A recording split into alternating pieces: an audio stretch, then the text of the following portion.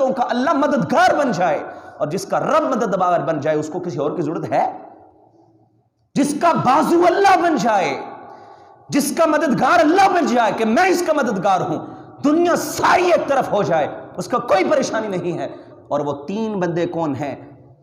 المجاہد فی سبیل اللہ، جو جہاد کے لیے اللہ کے راستے میں نکلتا ہے، اور دوسرا بندہ والناکح المستعفف، جو بندہ اپنی پاک دامنی کے لیے نکاح کا ارادہ کرے، اللہ اس کا مددگار ہو جاتا ہے اور یقین جانے ہو جاتا ہے۔ میں کیا مثال دوں؟ میں اپنی مثال دے دیتا ہوں آپ۔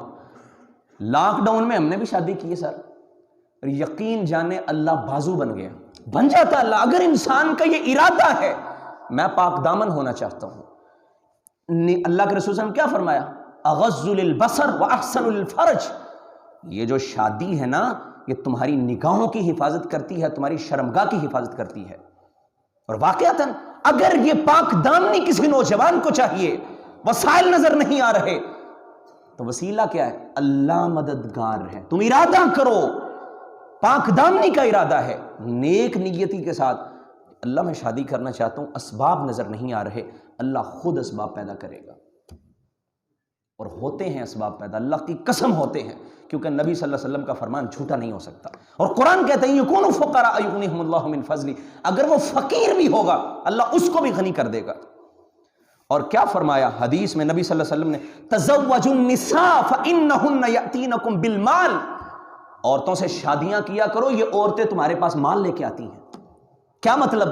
ان کی وجہ سے اللہ تمہارے مال میں برکت عطا فرما دیتا ہے، برکت ہو جاتی ہے شادی کی وجہ سے۔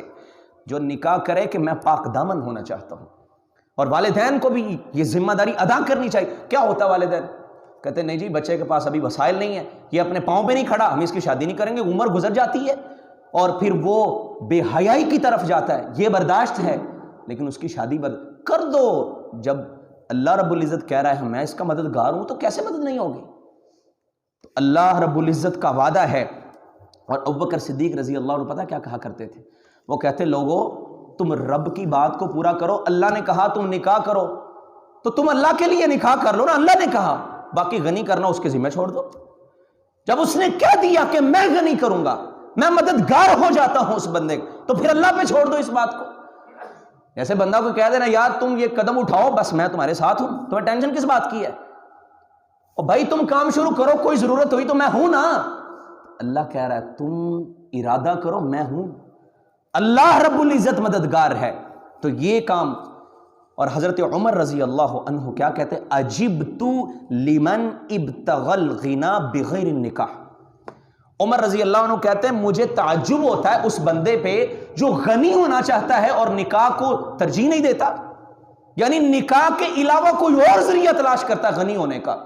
تو نکاح بندے کو غنی کر، جن کا ہو گیا دوسری کی آپشن موجود ہے، انسان اس وجہ سے نہیں کرتا وسائل نہیں ہے۔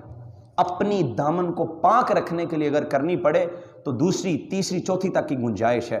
اللہ ہمیں اس بات کو سمجھنے کی توفیق دے۔ نوجوان کیا جوانی گزر جاتی ہے، کتنی عمر ہو جاتی ہے، اس وجہ سے شادیاں نہیں ہوتی، جی ابھی اسٹیبلش نہیں ہوئے، ابھی ہمارا مسئلہ جو ہے نا وہ گھر کے معاملہ حالات ٹھیک نہیں ہیں، جبکہ اللہ کہہ رہا میں مددگار ہوں، میں تمہیں غنی کروں گا۔